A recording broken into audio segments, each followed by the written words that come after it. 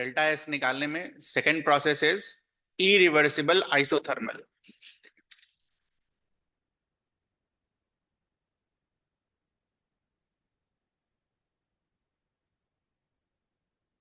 कौन सा निकालना है? सिस्टम, सराउंडिंग और टोटल।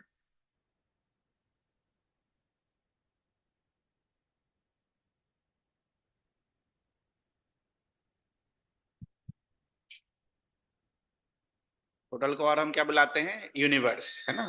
इसको और क्या बुलाते हैं हम? Delta S universe. नाउ जैसा पिछला बार किया था, है तो irreversible process, which means total will be greater than 0। अब ध्यान से सुनने वाली बात यह है कि हमने एक चीज लिखी थी, since delta S is a state function, तो डेल्टा एस सिस्टम आप इरिवर्सिबल का लिखो या डेल्टा एस सिस्टम आप रिवर्सिबल का लिखो, both will remain what? Same. क्यों होगा इक्वल? इसके ब्रैकेट में लिख लीजिएगा, because delta S is a state function, sorry, entropy is a state function. ठीक है, तो अगर आपने फॉर्मूला याद किया होगा तो यही चिपका देंगे यहां पर। देखो क्या आएगा। आइसोथर्मल के लिए क्या आता है? N R L N V two by V one, या फिर N R L N P one by P two. N R L N V two by V one और N R L N P one by P two. और अब delta S surrounding कैसे निकालेंगे? तो अगर ये जीरो होता, अगर ये राइट साइड जीरो होता, तो सब में यही वाला वैल्यू यहां नेगेटिव फॉर्म में आ जाता। बट जीरो तो है नहीं इस बार। इस बार इसका मतलब डेल्टा एस सराउंडिंग अलग तरीके से निकलेगा। और वो अलग तरीका क्या है? बेसिक तरीका। बेसिक तरीका क्या है? Minus Q system by T. Minus Q system by T.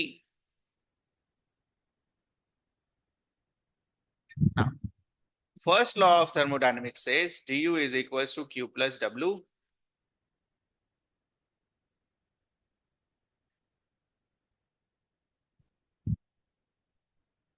Du is equals to ncv dt. But what will happen for ncv dt? Since it is isothermal, dt will become what? 0. 0 is equals to q plus w. Therefore, w will be equals to minus q. तो इसका मतलब क्या हो गया? Delta S surrounding को ये तो हम लिख ही सकते हैं, साथ में और क्या लिख सकते हैं? w by T. Minus Q की जगह w रख दो। और W को क्या लिख सकते हैं हम? P external delta V। Right, लिख लो इसको।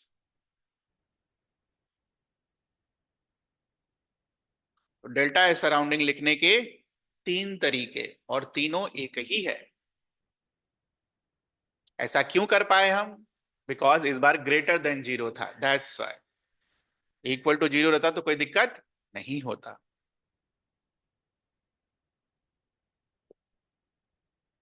केस 3, ये सब आसान है।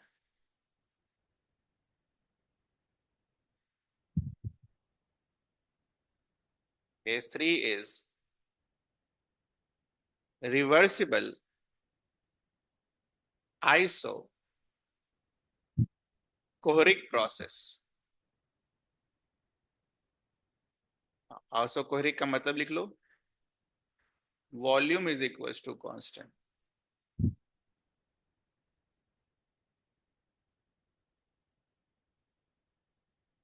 वापस से ये बना लो, delta S system, delta S surrounding, delta S total. Okay, process कैसा बेटा? रिवर्सिबल।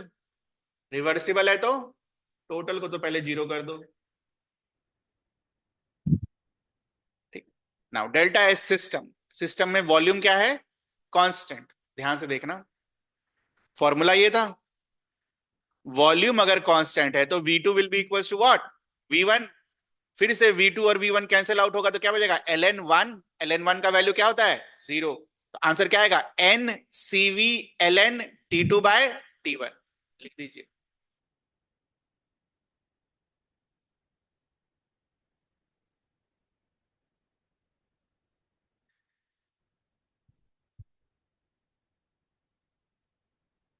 अब इसका और इसका सम 0 आना है तो ये इसका क्या होगा, नेगेटिव।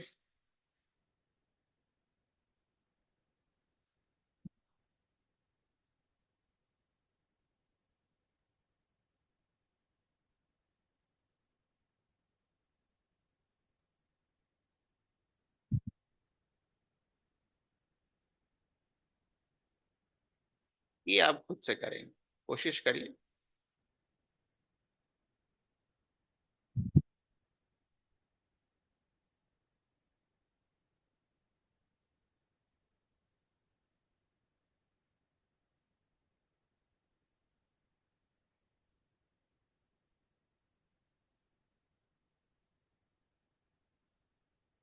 कोशिश करिए,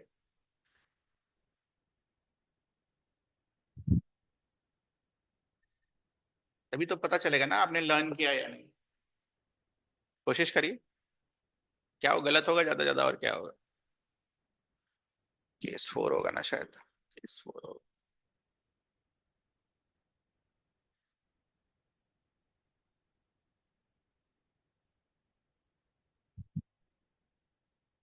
सबसे पहला काम रिवर्सिबल, है ना, रिवर्सिबल देखते ही क्या कर देना है, डेल्टा एस टोटल को 0। सिस्टम बताओ क्या लिखोगे, सिस्टम के लिए फॉर्मूले में चलो, दो फॉर्मूला दिया है मैंने सिस्टम के लिए, दो फॉर्मूला है ना सिस्टम के लिए, दिख रहा है आपको, कौन सा फॉर्मूला यूज करेंगे बेटा, सीवी वाला या सीपी वाला, सीपी वाला यूज करेंगे। क्यों सीपी वाला यूज करेंगे, क्योंकि प्रेशर कांस्टेंट है। तो प्रेशर जब कांस्टेंट है तो P1 will be equal to what, P2। ln1 will be equal to 0। Answer क्या आ जाएगा, n C P ln T2/T1। Match करो, ये आया आपका आंसर।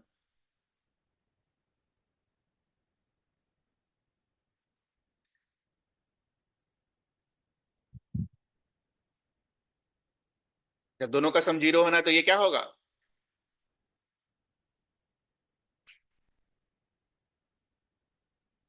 ठीक है, क्लियर है ये चीज, यही है। Case 5, reversible adiabatic.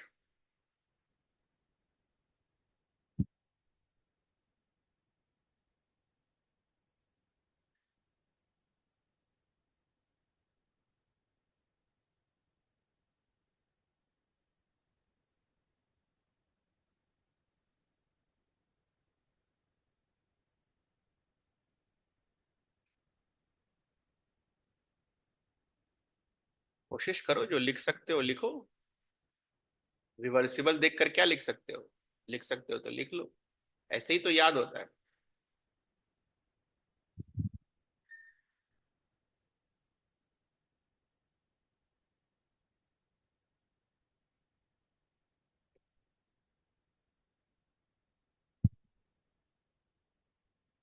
Delta S total will be 0 ना।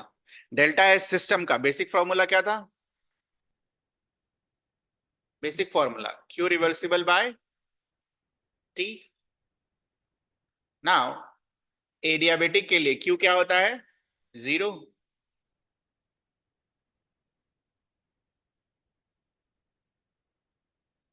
तो सिस्टम का डेल्टा एस क्या आएगा, 0।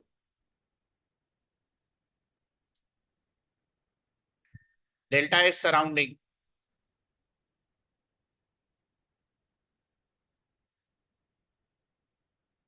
ये भी ऐसा कुछ, ये भी 0।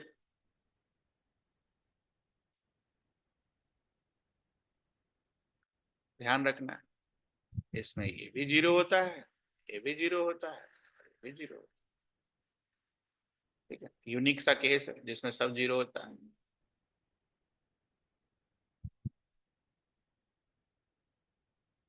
केस 6,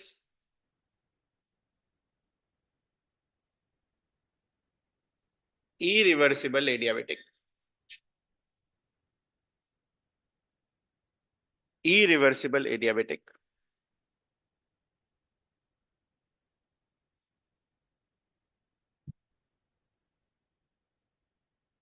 इसको मेमोराइज करना है बेटा।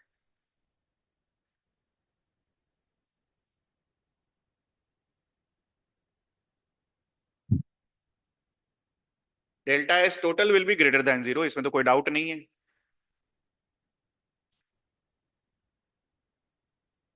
Delta S surrounding is zero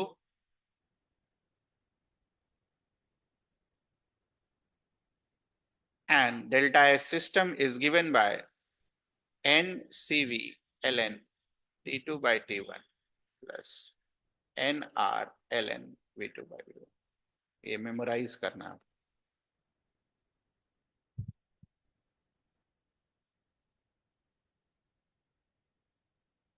ऐसा कैसे हो गया इसमें?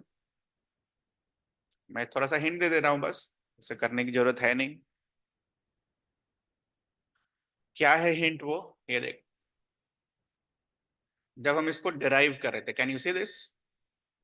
जो हमने यहाँ पर डिराइव किया, तो हमने क्या लिया? P1 V1 equals to NR T1। ठीक है, तो जब एडियाबेटिक प्रोसेस होगा तो हम इसको नहीं ले सकते ना बेटा, हमको क्या लेना होगा? ऐसा कुछ। तो हर जगह गामा वामा का साइन आता है, दैट्स वाई वो जीरो नहीं। समझ आया? डेरिवेशन में आपने ये सब यूज किया है ना। V1 को NR T1/P1 लिख दिया, बट एडियाबेटिक के लिए ये नहीं लिख सकते हो ना। एडियाबेटिक के लिए तो PV की power gamma equal to constant वाला यूज करोगे। दैट्स वाई हम वहां पर इसको यूज नहीं करते, इसलिए अब पूरा डिराइव करने से बढ़िया है कि वो याद रख लेंगे। ऐसा आता है।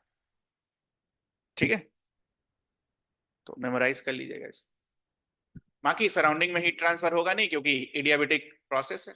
That's why delta S surrounding will be zero. ठीक, तो ये 6 प्रोसेसेस हैं, ये पता होना चाहिए आपको। इसके बाद डेल्टा एस सिस्टम को, ठीक है, या डेल्टा एस को जो हमें केमिकल रिएक्शन में कैसे लिखते हैं वो लिखना है, तो इसको लिखो, छापो। Calculation of delta S for a chemical reaction and calculation of delta S for mixing of ideal gas. ये याद रखना है।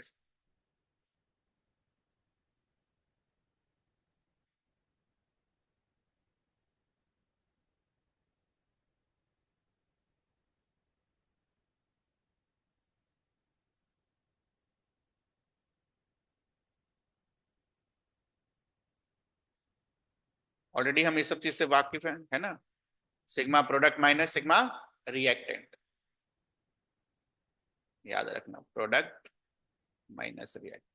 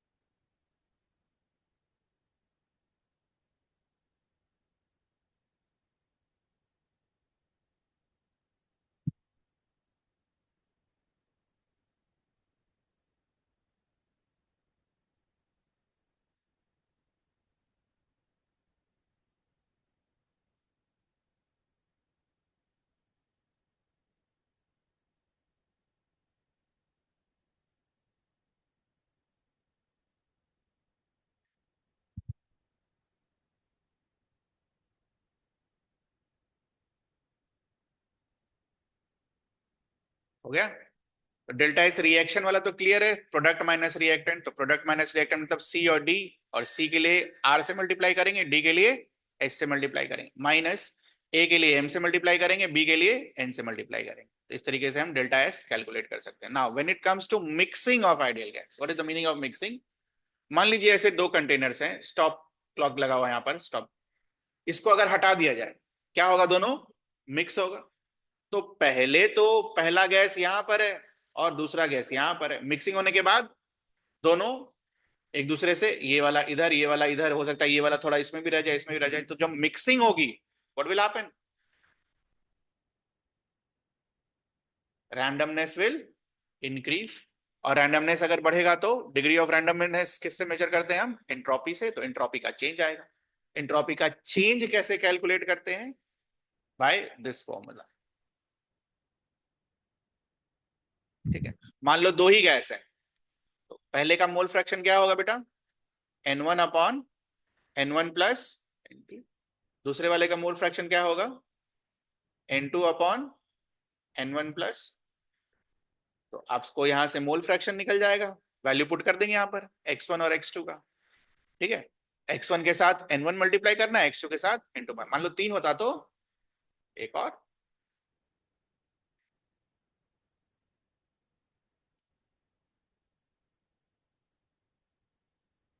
तो जरूरी है हमेशा दो ही गैस मिक्स हो? तो यहाँ एक और लिख देते हैं हम, इस ब्रैकेट को यहाँ हटाते एक और लिख लेते, ऐसा। ठीक है, क्लियर है? तो इसीलिए जनरल फॉर्म में हम क्या लिखते हैं? Sigma N I L N X I, मतलब पहले का मोल फ्रैक्शन पहले का मोल, दूसरे का मोल फ्रैक्शन दूसरे का मोल, तीसरे का मोल फ्रैक्शन तीसरे का मोल, चौथे का मोल फ्रैक्शन चौथे का मोल। क्लियर है? ये याद रखना। Okay, last, calculation of mole fraction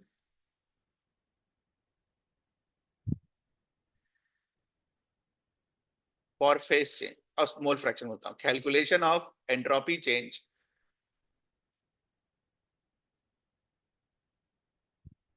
for phase change, very important, very important.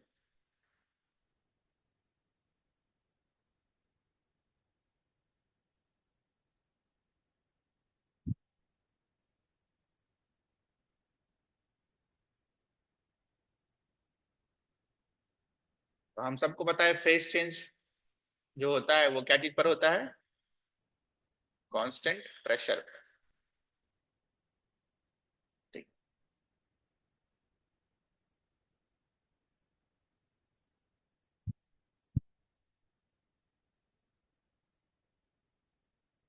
Delta S का बेसिक फॉर्मूला क्या होगा? Q reversible by T. ठीक है, Q reversible by T, obviously delta S system.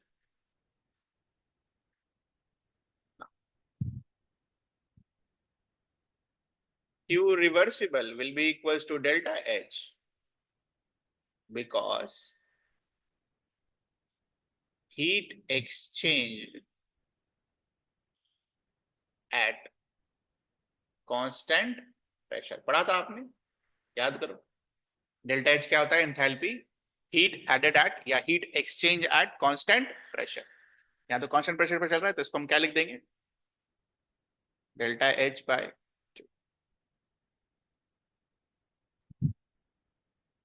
Face change में क्या क्या face changes हो सकते हैं? मेल्टिंग वाला,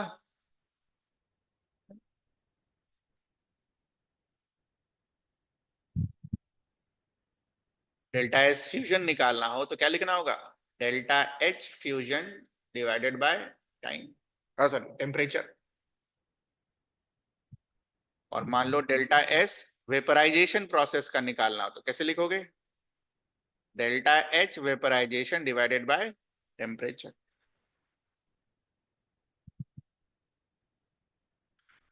So very important these two formula।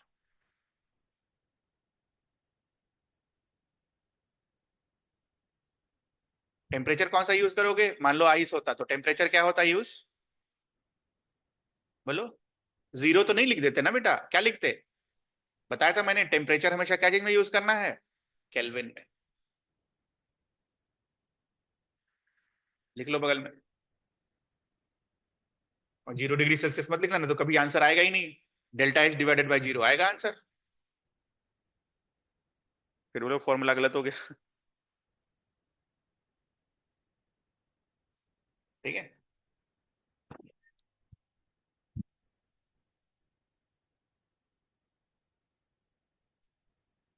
Last part of thermodynamics,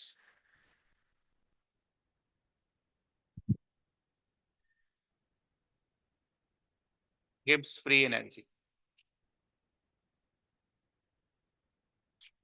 और भी बहुत डिटेल में बहुत चीजें होती हैं, बट इतना ही है, काफी है। Gibbs free energy. मैंने आपको वहां पर लिखवाया था, स्पॉन्टेनिटी, रिएक्शन स्पॉन्टेनियस होगा या नहीं, उसके लिए दो क्राइटेरिया होते हैं, एक होता है एंट्रोपी का और दूसरा किसका होता है? गिब्स फ्री एनर्जी का। तो पहले इसके बारे में कहानी लिखेंगे और उसके बाद पढ़ेंगे कि गिब्स फ्री एनर्जी क्या होता है। तो कहानी लिखो, शुरू हो जाओ, छापो, लिखो कहानी।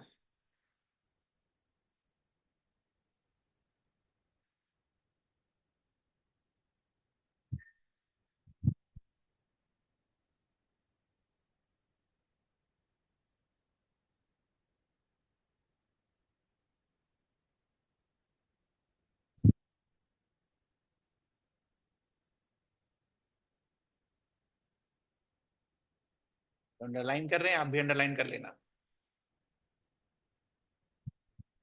बड़ा इंपॉर्टेंट है ये भी।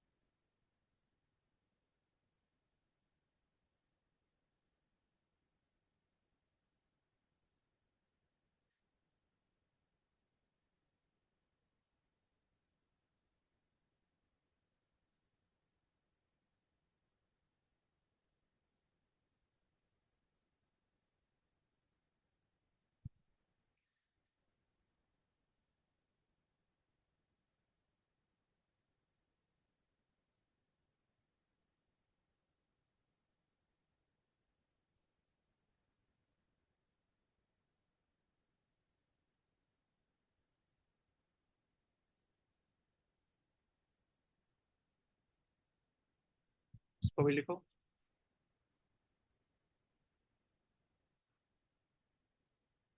हम सब कुछ सेम है, कुछ अलग नहीं है ना। अब जैसे मान लो आपने लिखा जी इज अ स्टेट फंक्शन, तो चेंज इन जी क्या लिखोगे? G2 - G1। जैसे इंटरनल एनर्जी क्या लिखते थे? U2 - U1। डेल्टा एच क्या लिखते थे? H2 - H1।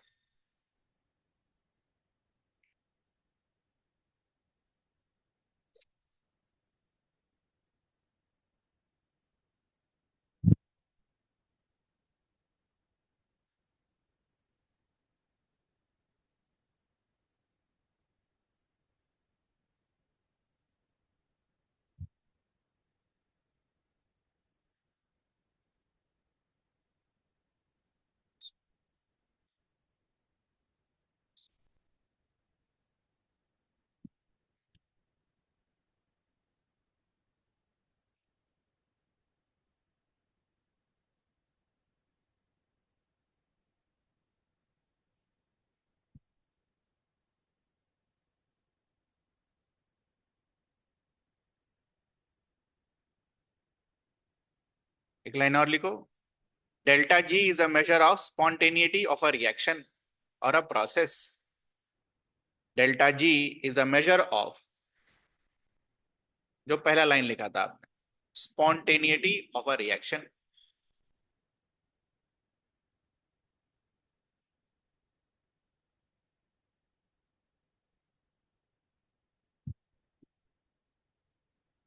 डेल्टा एस के लिए हमने स्पॉन्टेनिटी कैसे डिफाइन किया था बेटा?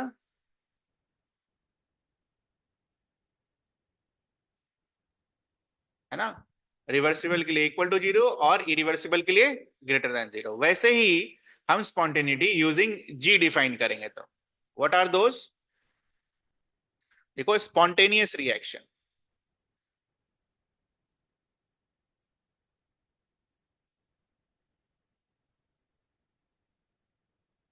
Delta G is less than zero, रटना है।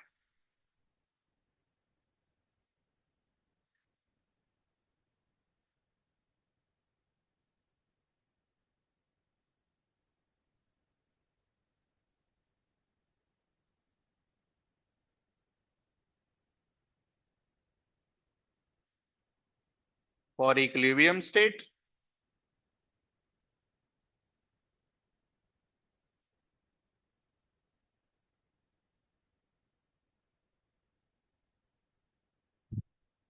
And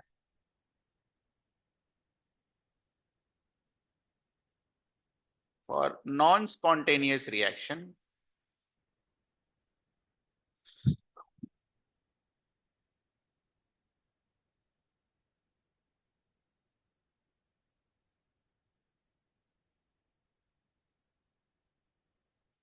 delta G is greater than zero. बहुत अच्छा,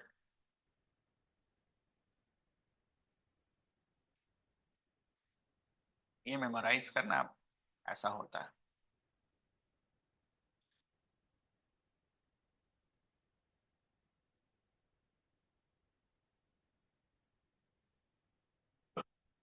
ठीक है,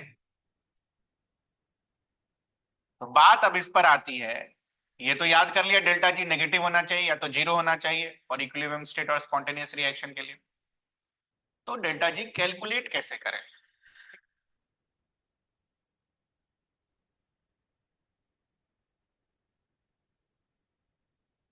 अगला टॉपिक लिखिए, कैलकुलेशन ऑफ डेल्टा जी या फिर डीजी।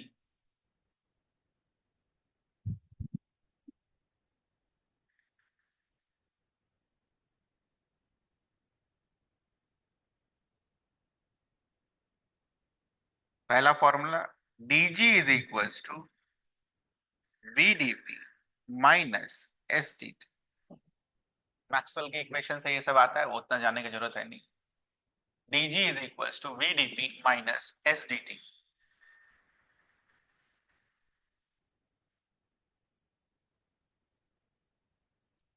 अब इसके आगे आप करेंगे, लगाइए इस पर कंडीशन।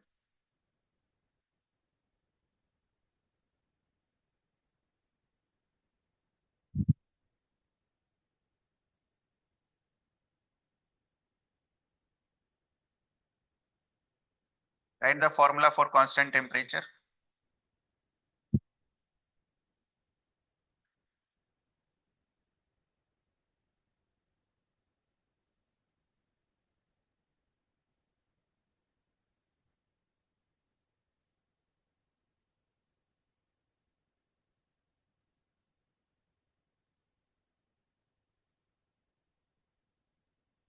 क्या होगा बेटा? dt will be equals to what? 0. What you can write? dg is equals to vdp.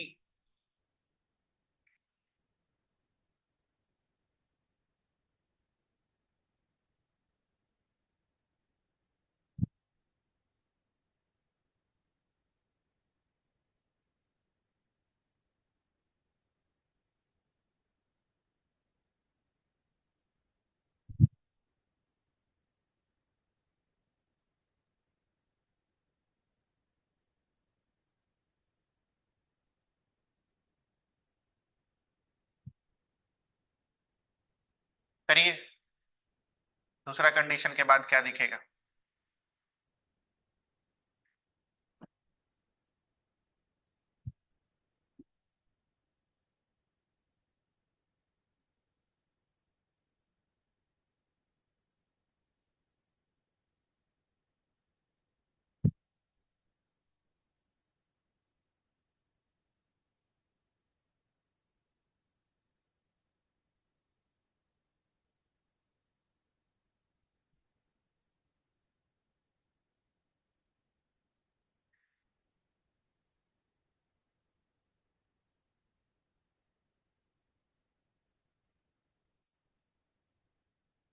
n will be constant, r will be constant, t will be constant because कौन सा कंडीशन हम अप्लाई कर रहे हैं? Constant temperature वाला। Delta G integrate होकर क्या देगा? N R T l n P2 by P1। बगल में मैथ्स लिख लीजिएगा।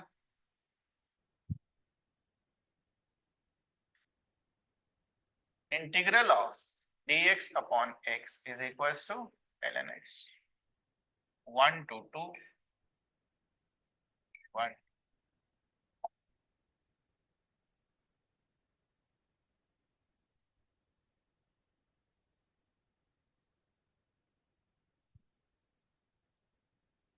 लास्ट वाला जो फॉर्मूला आया वो किसके लिए आया बेटा? Constant temperature isothermal.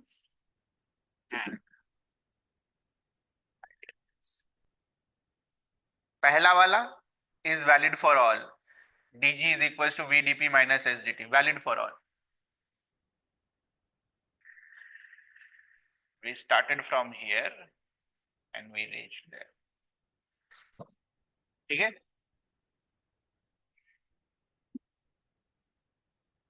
Second way to calculate delta G. Second way to calculate delta G.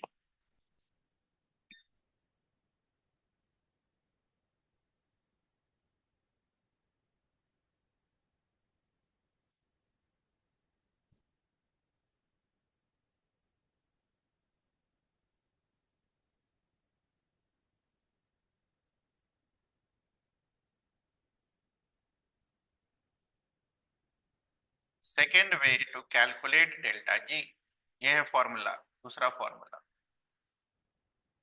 Minus T into delta S total.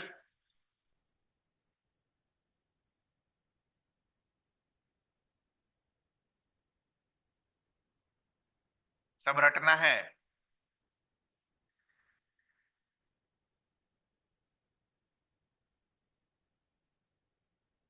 Third way to calculate delta G, delta H minus d delta S।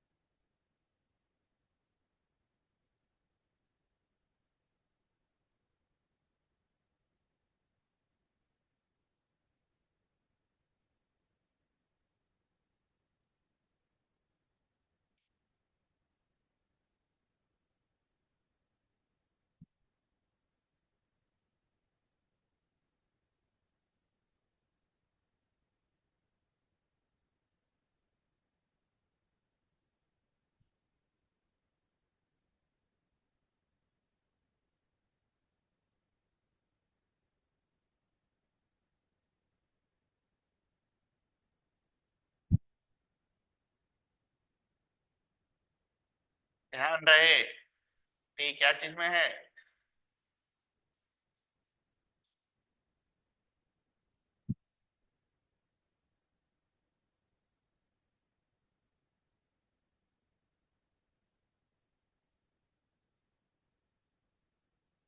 तो लिखो delta G is equal to delta H. देखना ध्यान से।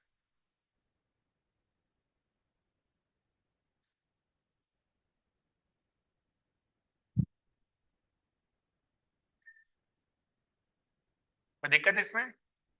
Plus बाहर लिखकर minus T delta S को bracket में लिख लिया।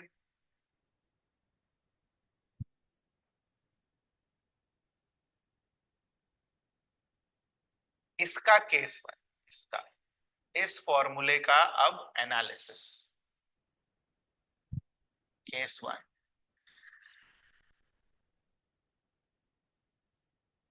देखो बेटा टेम्परेचर तो नेगेटिव में होगा नहीं, क्योंकि टेम्परेचर कौन से स्केल में यूज कर रहे हो? केल्विन स्केल में यूज कर रहे हो। तो केल्विन का मिनिमम वैल्यू क्या होता है? 0 केल्विन। तो टेम्परेचर तो नेगेटिव होने से रहा। What can be the first case? Delta H negative हो जाए एंड डेल्टा एस पॉजिटिव हो जाए।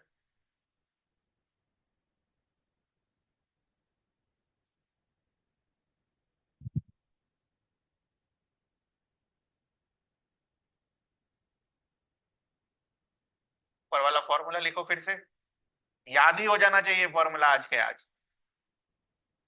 बोलो इसको क्या लिखोगे? नेगेटिव है ना। इस केस के लिए डेल्टा एच हमेशा क्या होगा? नेगेटिव। अच्छा, डेल्टा एस को आपने पॉजिटिव माना है, ठीक है। उसको माइनस से मल्टीप्लाई करोगे तो ये क्या हो जाएगा? नेगेटिव। अब बेटा ये बताओ, दो नेगेटिव चीज को जोड़ोगे तो कभी पॉजिटिव आएगा? दो नेगेटिव चीज को जोड़ोगे तो कभी पॉजिटिव आएगा? कभी नहीं आएगा। तो delta G will be always less than zero. Delta G will be always less than zero. Case one के लिए reaction is always spontaneous irrespective of temperature.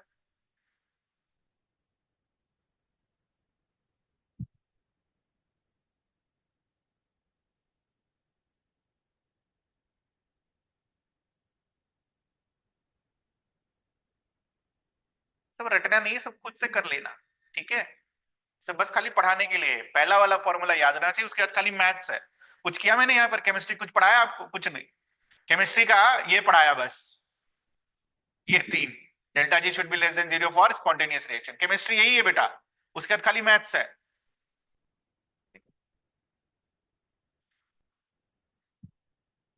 Case to,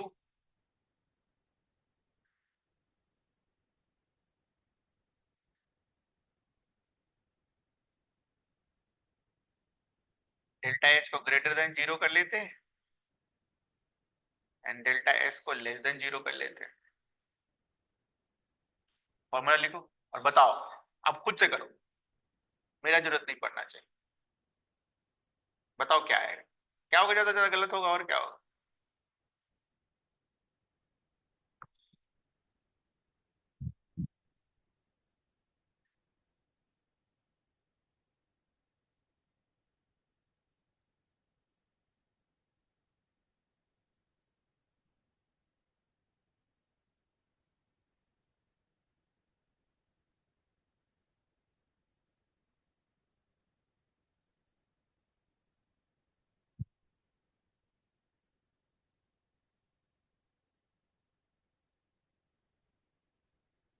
आगे answer, this is what, always positive. This one, delta S negative है, negative minus minus will give you what? Plus. अच्छा, दो positive को जोड़ोगे तो कभी भी नेगेटिव आएगा?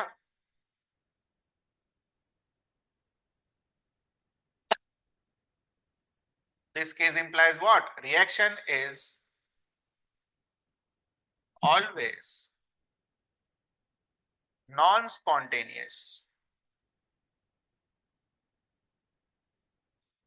at all temperature. सभी टेम्परेचर पर it will be non spontaneous.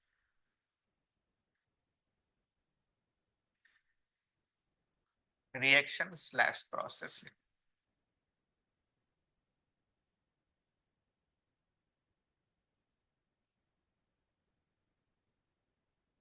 Case 3,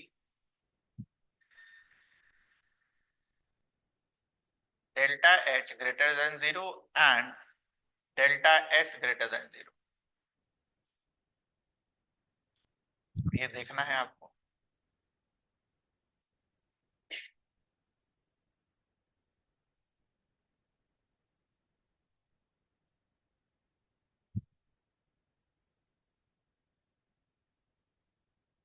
बताओ इधर वाला क्या आएगा? डेल्टा S greater than 0 है, positive into minus will give you what? Negative. अब एक पॉजिटिव हो गया, एक नेगेटिव हो गया, दिख रहा है आपको? अब इस केस 3 के अंदर केस बनाना है। A, what are the possibilities? Delta H positive बड़ा हो, greater than T delta S, है ना? मान लो ये 20 हो और ये 15 हो, तो 20 माइनस 15 डेल्टा G क्या आ जाएगा? पॉजिटिव। दूसरा केस क्या हो सकता है? ये 15 हो, ये 20 हो, मतलब इधर वाला बड़ा हो, इधर वाला छोटा हो, तो उस केस में डेल्टा G क्या आ जाएगा? नेगेटिव। ये समझ में आता है आपको? इसके अंदर दो केसेस बनाने हैं। पहला केस क्या है? Value of delta H, value of delta H modulus लगाया है, is greater then value of T delta S। What will happen? Delta G will be positive always, which implies non-spontaneous।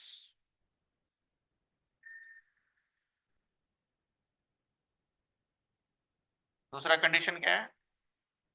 Delta H less than T delta S। ठीक है, तो negative value बड़ा है, positive value छोटा है, तो net result क्या आएगा? स्पॉन्टेनियस। मैथ्स है, एग्जाम्पल लिख के भी देख लें।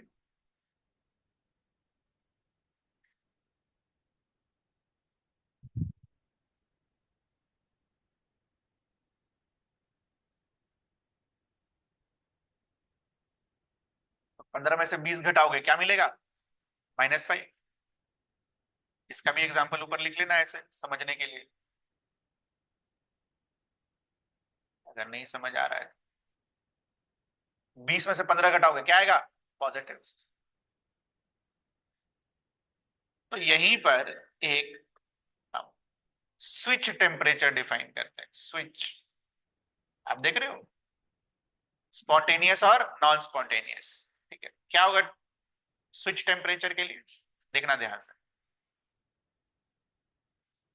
तो सबसे पहले अगर हम delta H equals to T delta S कर दें, what will be the value of T?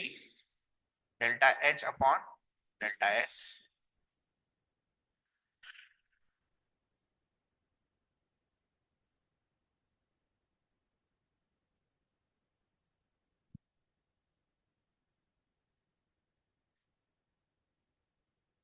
ठीक है, देखना ध्यान से। इसको स्विच टेम्परेचर बोल दिया जाए।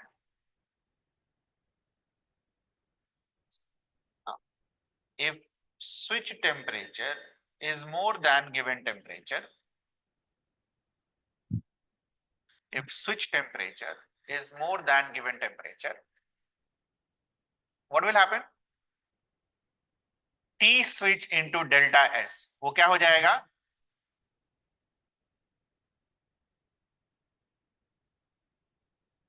कुछ गड़बड़ लग रहा है।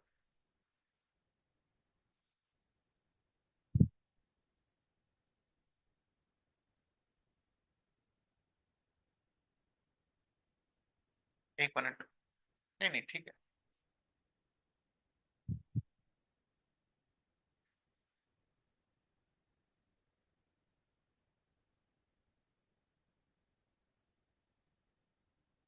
हाँ, उल्टा बोल दिया मैंने, बोल उल्टा दिया। ठीक है, क्या बोला मैं? मैंने बोला T switch is greater then T. इसको कैसे सोचना है? Given temperature is less then switch temperature, ऐसे सोचना है। ठीक है, given temperature is less then switch temperature, what will happen? तो गिवन टेम्परेचर छोटा टेम्परेचर होगा। अच्छा, छोटा टेम्परेचर जब डेल्टा एस के साथ मल्टीप्लाई होगा तो उसको क्या कर देगा? छोटा। डेल्टा एस का वैल्यू क्या आएगा? छोटा, और डेल्टा एच का वैल्यू क्या आएगा? ज्यादा। Case will be non spontaneous.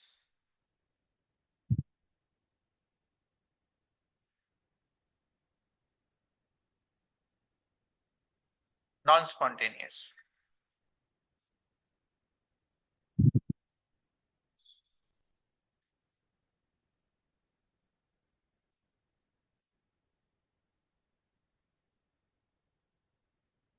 और गिवन टेम्परेचर अगर स्विच टेम्परेचर से ज्यादा हुआ, स्पॉन्टेनियस।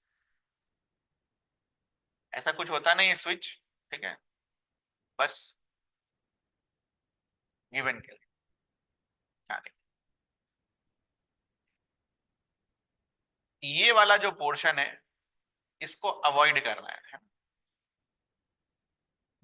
आपको अपना आंसर ऐसे ही लेकर आना। मतलब क्या हुआ? डेल्टा एच आपको गिवन होगा, टी आपको गिवन होगा, डेल्टा एस आपको गिवन होगा, तो आप क्या करोगे? इसका वैल्यू निकालोगे।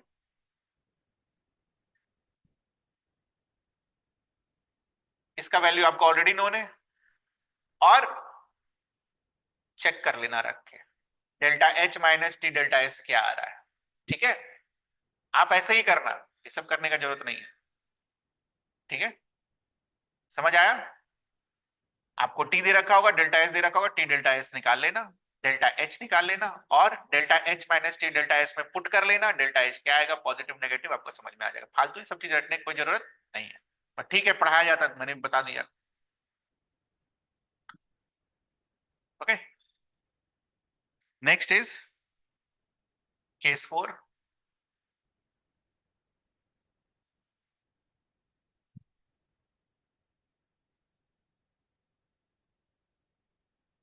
क्या बच गया? Delta H less than zero and delta S less than.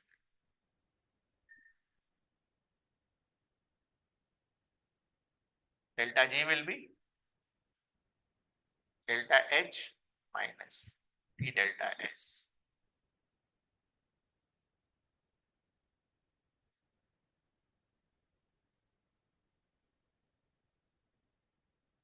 ये वाला वैल्यू क्या होगा बेटा? Delta S less than zero है तो negative, negative into negative will give you what? Positive. फिर से वही दिख रहा है आपको, एक पॉजिटिव दूसरा नेगेटिव, तो इसके अंदर फिर दो केसेस बनेंगे।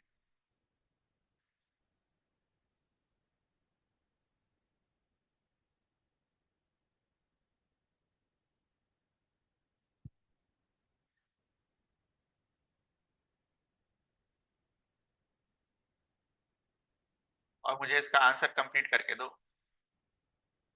कहाँ स्पॉन्टेनियस होगा, कहाँ स्पॉन्टेनियस नहीं होगा।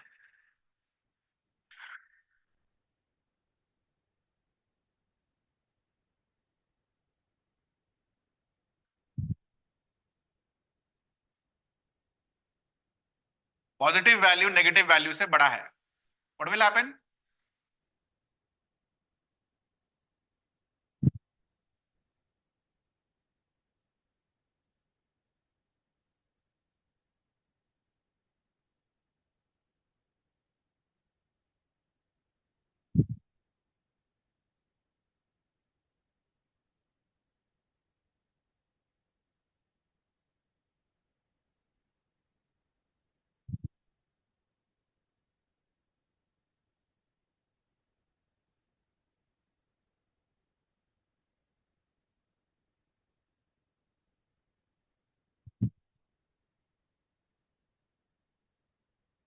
मैच करो, ये आंसर आया, उल्टा तो नहीं आ गया।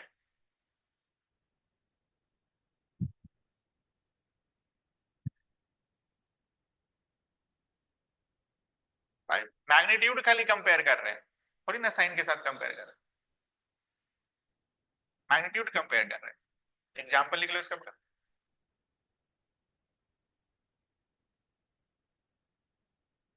टी डेल्टा एस आपका 20 आ गया, डेल्टा एच आपका 50। देखो यहाँ पर क्या होगा, -15 +20 विल गिव यू व्हाट, +5। समझ आई ये चीज? आपको टी डेल्टा एस है, T delta S, not delta S, T delta S.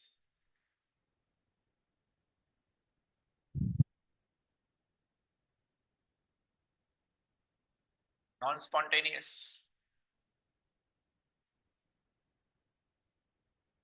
Spontaneous.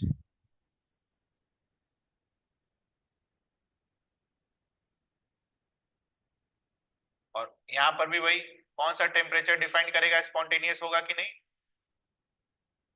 Switch.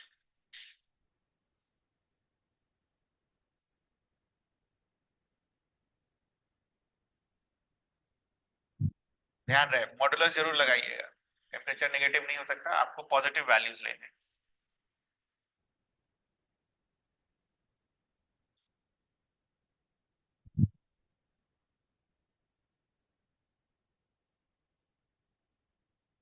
Gibbs free energy में एक लास्ट बचता है, गैस फेज रिएक्शन।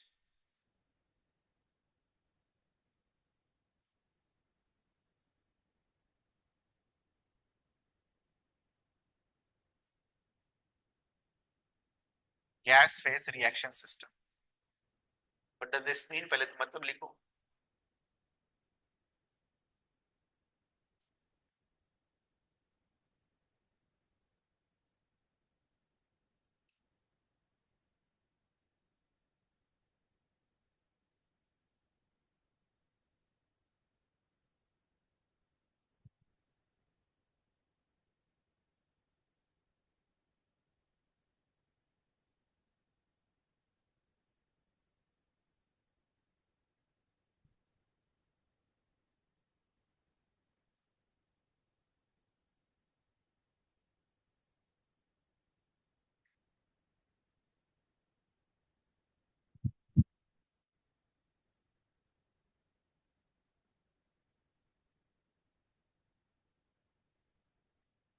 पहले तो इसका मतलब,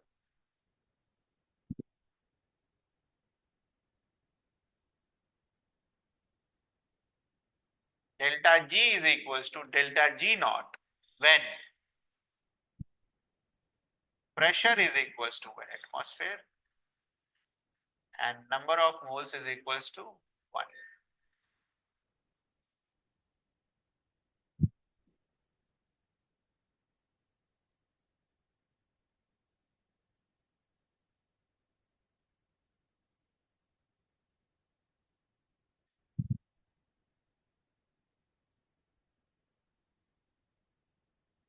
What is Q?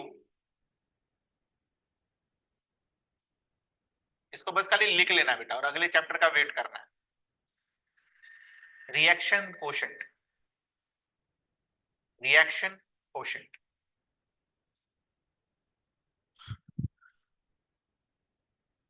Given by formula, देखना ध्यान से, pressure of C to the power C into pressure of D to the power D divided by pressure of A to the power A into pressure of B to the power। Chemical equilibrium में पढ़ेंगे हम लोग ये अगला chapter, reaction quotient. ठीक है, एक line और लिखो, when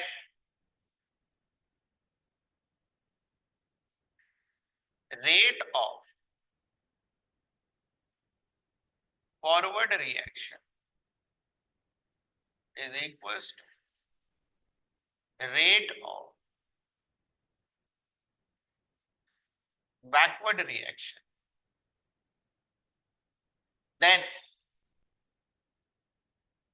Q is equals to K, एक नया quantity K।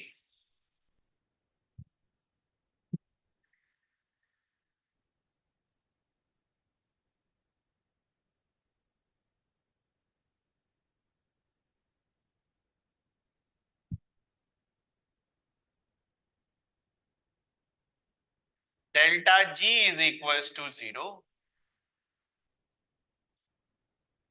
and reaction is said to be in equilibrium। यहीं से केमिकल इक्विलिब्रियम शुरू होगा। घबराने का बिल्कुल जरूरत नहीं है, जो भी हम लिख रहे हैं बस खाली लिख लो।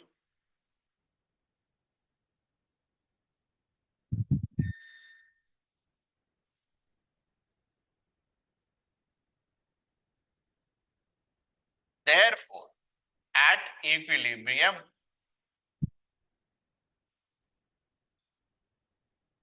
फॉर्मूला लिखो पहले, delta G is equal to delta G not plus RT/LN/Q।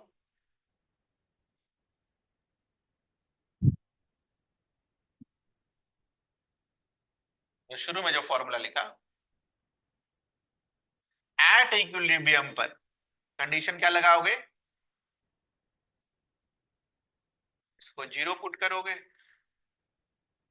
इसका कुछ वैल्यू आएगा और Q के जगह क्या पुट करोगे।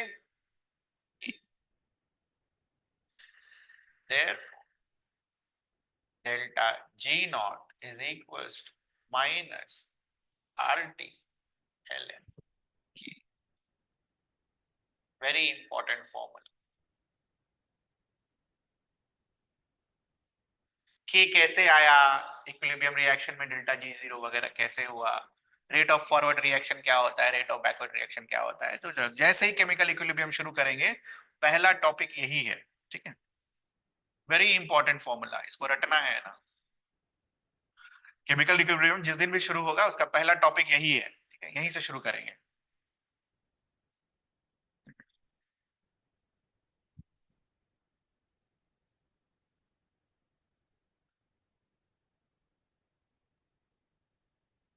तो कुछ चीजें और रह गई हैं 10-15 मिनट, तो ठीक है, जब अगली क्लास होगी तब उसमें किया जाएगा। इतना पढ़िए,